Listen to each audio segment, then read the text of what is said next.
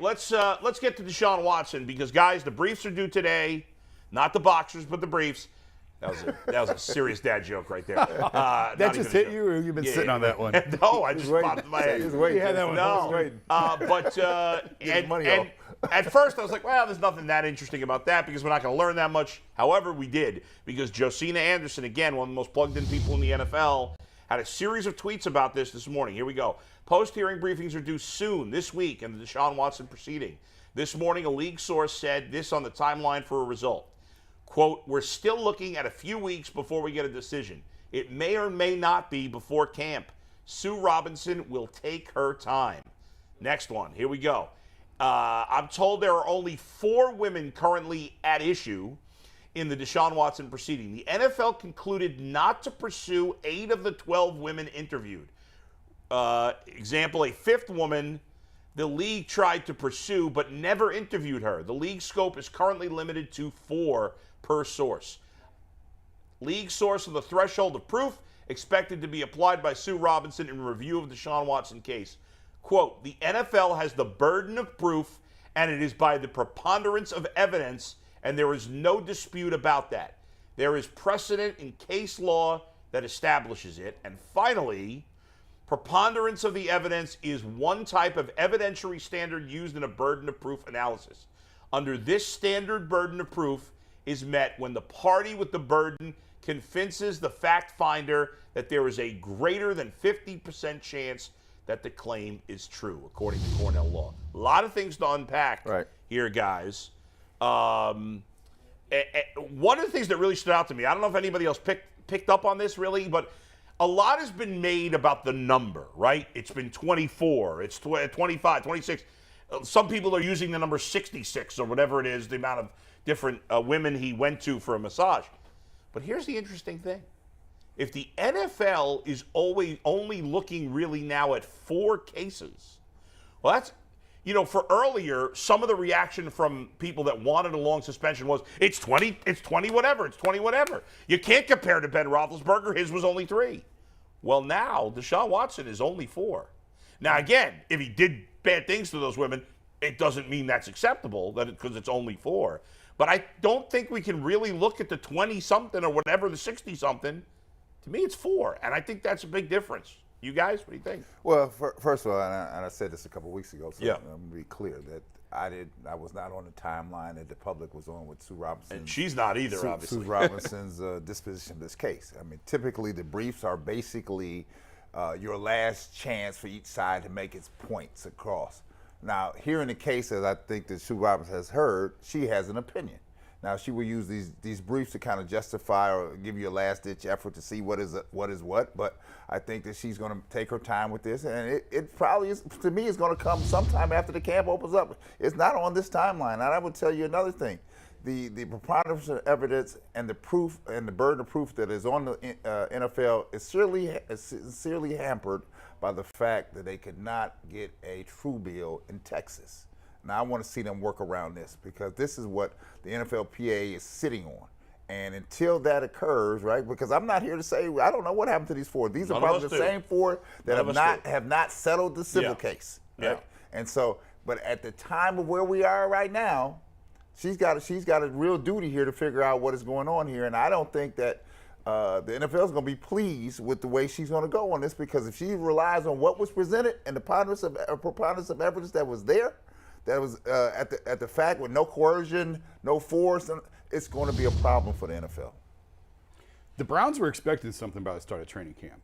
Right. So this is going to be a really difficult situation for them to maneuver if they don't have a decision by the start of training camp.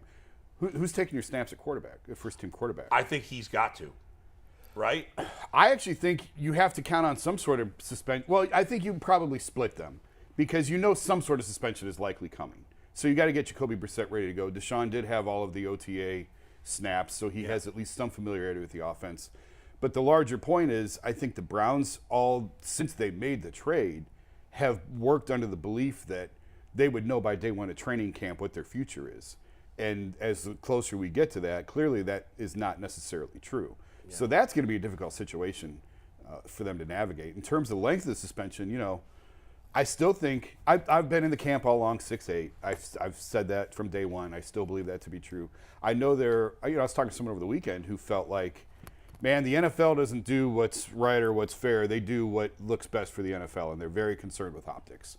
So there are still people concerned with that. But in terms of sort of, because I've said all along, if Rodger wants a year, he's going to get a year because he's just going to change Sue's ruling.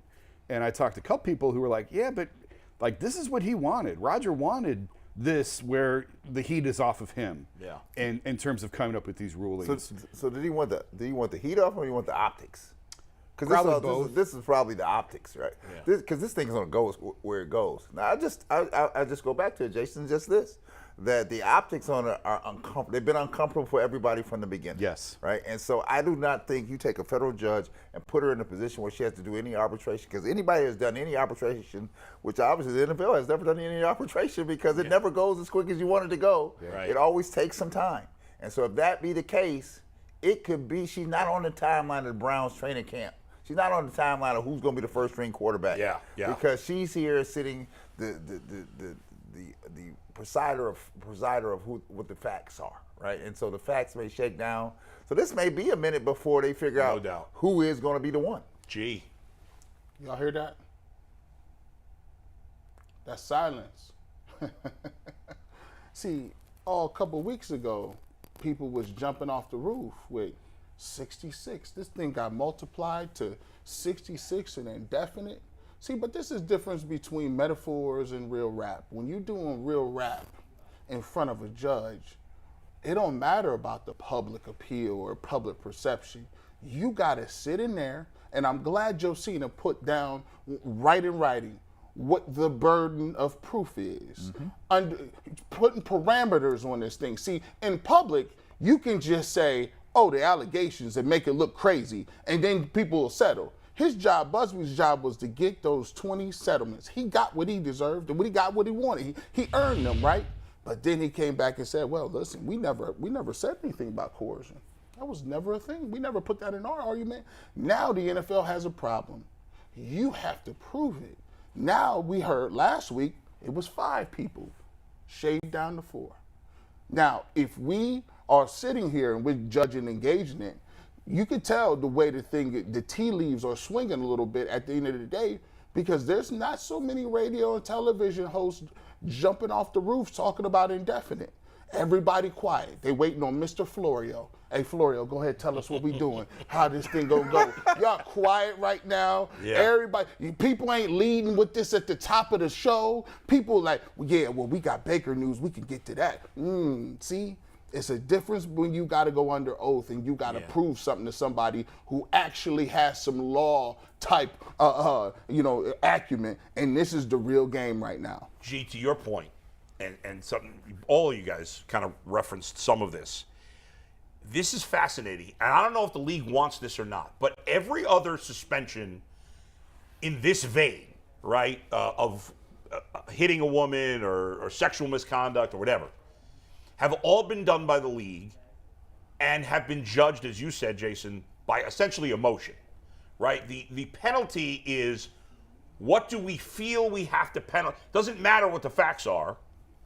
The penalty is, how long do we have to suspend this player to not get crushed by the media or get crushed by the fans, whatever. And Sue Robinson, who, by the way, I mistakenly said last week that Sue Robinson was a black woman, which she is not. She is a white woman, and I wanted to correct that because... Duly corrected. There you go. But what Sue Robinson is doing, and I don't know if the league was like, oh, wow, I didn't realize this was happening, but I assume they did, is she is... like we would always say, the argument would always be, and G's brought this up a lot, well, what about the owners? And we would be like, well, it sucks. The owners should be penalized, but this is all about the... Well, now this is about... Or we would always say, well, it doesn't... You don't have to... It's not a court of law. Well, now it is a court of law to some degree, right? Now it's not... You're right. The league and Commissioner Goodell could overstep what she does. But with all that's gone on with this case, if they Bigfoot her, I think they will look terrible. I think there's a good chance the league will let lie whatever she does. And she is not treating this as a PR stunt. She is treating this as a true legal case, which is why the timeline, as you suggested, Brad, is way different from what the rest of us thought it was going to be. She has a judicial reputation that she has earned over a career of a lifetime of work, right? From being a lawyer to becoming a judge, and now in the position where she gets to adjudicate a case. And I'll just say this. So first of all, the whole thing is a mess. Oh, big time. It's a mess, right? And how it plays out is going how it plays out. But I would just tell you this. I'm a big soccer fan, right? I love the English Premier League, right? And they have a rule in the English Premier League that they put all their players and coaches under. It's called basically, if you bring the league into disrepute, right, this is when they can do the judgment. If the NFL had that rule, there would be no question, because the league has been put in disrepute from this whole thing, right? They'd be able to act on it right then and there, but they don't. We go another route, and now the route is one way, but some in the system don't like the way the route goes, right? If we're talking about just the facts here, as opposed to being in the league where it's just you brought the league under disrepute, right? Right. The facts are leading people to a different place than they thought it could be. So you don't know how it's going to go, right? That's no right. one knows how this thing is going to shake, Jason. And to that point, just one thing, I think I mentioned this when I was in previously, but when we had Rusty Harden on, when I was in 92.3 and we had Rusty on the show, he said in his mind, now he's Deshaun's attorney, he said in his mind only 2 of the original 22 cases involved the personal conduct policy. And so obviously the NFL is talking to 4. He said 2. I don't know how these align. Right. But that has always stuck in my head. Right. Now that's just his opinion, and Judge Robinson certainly could feel differently. But he said of all of these cases and all of the allegations, 2 of them are really at the heart of the NFL's personal conduct Which is policy. why we know he's going to get at least some suspension, because even his attorney, well, I guess we don't know for sure, but I'm assuming because his attorney admitted, as I've referenced before too, and you just referenced now, that he did violate the conduct policy. Well, I mean, I want to be clear. Rusty Yeah. said 2 of the cases were in question. Oh, He okay. wasn't, you know what I mean? He didn't wasn't say he saying, definitely violated. Yeah, Okay, he's fair just point. saying That's a 2 big of them. distinction, yeah. Yeah, 2 of them could be under Right. depending on which way it goes. And you know what I'm gonna tell you right now, people see, I've been outspoken against a lot of it, but I'm gonna tell you how I'm gonna go against it right now. When she makes her ruling, I'm gonna stick by it. I'm standing by it. You know, whatever it is, whatever. Because at the end of the day, all we've been saying is you just want an opportunity to present your case to an impartial person. Right. She's impartial. They collectively bargained it. And if he gets whatever he gets, you ain't going to hear nothing from G. Bush. Don't look for the video. It is what it is. He going to live with that, and we're going to keep it moving. But this is what we want. And the league should have that same mentality. Yes. If we gonna go, if you brought her in here to do a job, let the woman do her job. You got to your point, and this is what they say in the street. You go on the street anywhere, this is what they're saying. They just want some fairness here. You've got 2 biased parties, right?